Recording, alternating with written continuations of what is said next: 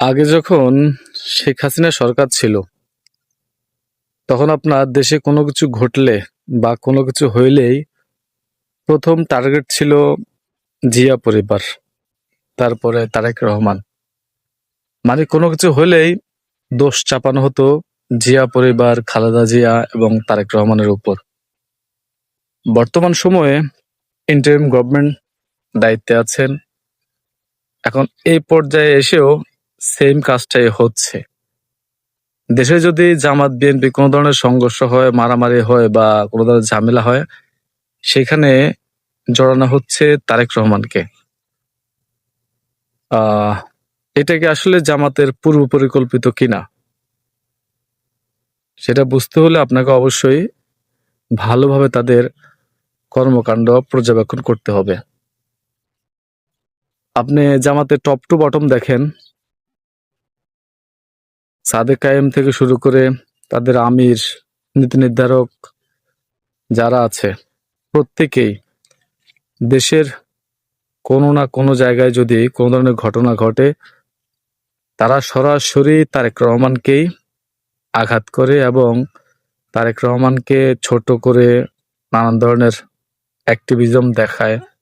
তারা এবং তাদের দলের যারা অ্যাক্টিভিস্ট আছে, প্রত্যেকে এই কাজটা করে আসছে।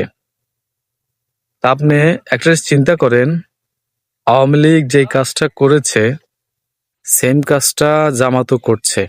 মানে আওয়ামী লীগ যাই করতো, যত কিছু হতো, দোষ চাপিয়ে দিত বিএনপি, তারেক রহমান, খালেদা জিয়ার উপর।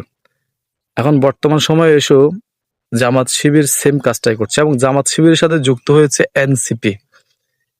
এই এনসিপির নেতাকর্মীদের আপনি যদি এখন বর্তমানে বক্তব্যগুলো একটু ভালো করে দেখেন, তাহলে বুঝবেন তারাও কতটা আতঙ্কিত তারেক রহমানকে নিয়ে।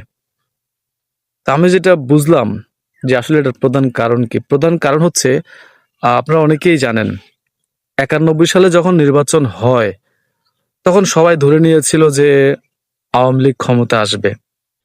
তারপর বেগম খালেদা জিয়া রাজনীতিতে আসেন। আসার পরে তিনি 2 মাসে দেশের বিভিন্ন স্থানে 1800টা সমাবেশ করেন, পথসভা করেন।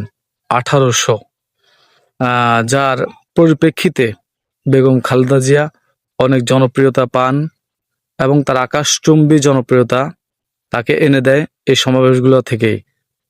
তখন 91 সালের নির্বাচনে বেগম খালেদা জিয়া অনেক জনপ্রিয়তা শীর্ষে থেকে তারা সরকার গঠন করেন এবং বেগম খালেদা জিয়া যখন দেশের বিভিন্ন স্থানে সমাবেশগুলো করতেন, তখন সেখানে সমাবেশগুলোতে লোকে লোকারণ্য হয়ে যেত। মানুষ অধীর আগ্রহে অপেক্ষা করতো বেগম খালেদা জিয়ার কথাবার্তা শুনতে, কথাগুলো শুনতে, দিক নির্দেশনা শুনতে। এখন বর্তমান সময়ে এসে আপনার এই 2026 সালে আপনারা নিশ্চয়ই খেয়াল করছেন যে তারেক রহমানও সেম কাজটাই করছেন। তিনি এখন দেশের বিভিন্ন প্রান্তে আনাচে কানাচে সমাবেশ করে বেড়াচ্ছেন। রাত নেই, দিন নেই, ঘুম নেই, খাওয়া নেই, দাওয়া নেই, সবকিছু ত্যাগ করে তিনি সমাবেশ করে যাচ্ছেন এবং প্রত্যেকটা সমাবেশে লাখ লাখ মানুষের উপস্থিতি হচ্ছে, যার মাথা ব্যথার কারণ হয়ে দাঁড়িয়েছে জামাত এবং এনসিপির। তারা দেখতেছে যে বর্তমান সময়ে বাংলাদেশের রাজনীতিতে সবচেয়ে জনপ্রিয় ব্যক্তি হয়ে উঠেছেন তারেক রহমান। আপনি গত 2 দিন আগের রিপোর্ট দেখেন, গুগলে শুধু বিএনপি এবং তারেক রহমানকে নিয়ে সার্চ করেছে প্রায় 60% লোক। মানে কতটা আগ্রহ তার প্রতি। আর জামাতকে নিয়ে সার্চ করেছে 45%। এখন আপনি বিশ্ব পরিমণ্ডল বলেন, বাংলাদেশ বলেন, ভূ রাজনীতি বলেন, সব যা এখন একটাই নাম তারেক রহমান। সবাই তারেক রহমানের দিকে অধীর আগ্রহ নিয়ে অপেক্ষা করে আছে, তাকে দেখার জন্য, তার কথা শোনার জন্য। এই জনপ্রিয়তাটা আপনার জামাতে কোনোভাবেই সহ্য করতে পারছে না। তারেক রহমানের এই জনপ্রিয়তার কারণে এখন জামাতের প্রধান টার্গেট হয়ে গেছে তারেক রহমান। এবং কি তারা কোথাও একটা ছোট্ট ঘটনা ঘটলেও এটার জন্য তারা তারেক রহমানকে দায়ী করছেন সরাসরি।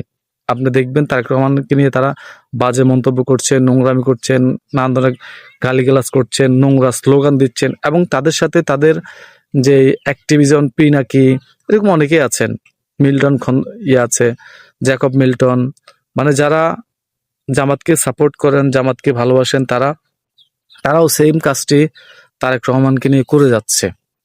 এটার কারণ হচ্ছে যে তারা চাচ্ছে যে তারেক রহমানকে যদি পচানো যায়, তারেক রহমানের নামে যদি ব্লেম দেওয়া যায়, তাহলে তাদের রাস্তাটা ক্লিয়ার। তো আমি সরকারের প্রতি উদারতা আহ্বান জানাবো যে আপনারা তারেক রহমানকে নিরাপত্তা দিন, কারণ তিনি এখন ঝুঁকির মধ্যে আছেন। যে কোনো মুহূর্তে যে কোনো একটা অ্যাক্সিডেন্ট ঘটে যেতে পারে। আপনারা হয়তো অনেকেই দেখেছেন যে 2-1 দিনের মধ্যে তারেক রহমানকে মেরে ফেলার হুমকি দিচ্ছে জামাত শিবিরের লোকজন, যেটা খুবই নিন্দনীয়। তো আসলে বাংলাদেশের রাজনীতি কোথায় যাচ্ছে, কি হবে না হবে, পুরোপুরি একটা অনিশ্চয়তার মধ্যে আছে। 12 তারিখে নির্বাচন হবে কি হবে না, সবার মধ্যে একটা সন্দেহ বিরাজ করছে। তো আমি শুধু একটা কথাই বলবো ভাই, আওয়ামী লীগ যে পথে হাঁটছে, আপনারা যদি সেই পথে হাঁটেন, তাহলে আওয়ামী লীগ আর জামাত শিবির এনসির মধ্যে কোনো পার্থক্য রইল না। আওয়ামী লীগ যে কাজটা করছে, আপনারা সেম কাজটাই করছেন। ঠিক আছে? যাক, আমার এই ভিডিওটা সবাই দেখবেন, যদি ভালো লাগে শেয়ার করবেন আর আপনাদের মতামত জানাবেন। আশা করছি বাংলাদেশের নোংরা রাজনীতি বন্ধ হবে, হানাহানি বন্ধ হবে, একটি সুন্দর পরিবেশ বিরাজ করবে যেখানে সবাই গিয়ে উৎসব মুখর পরিবেশে ভোট দিতে পারে। এটাই প্রত্যাশা করছি।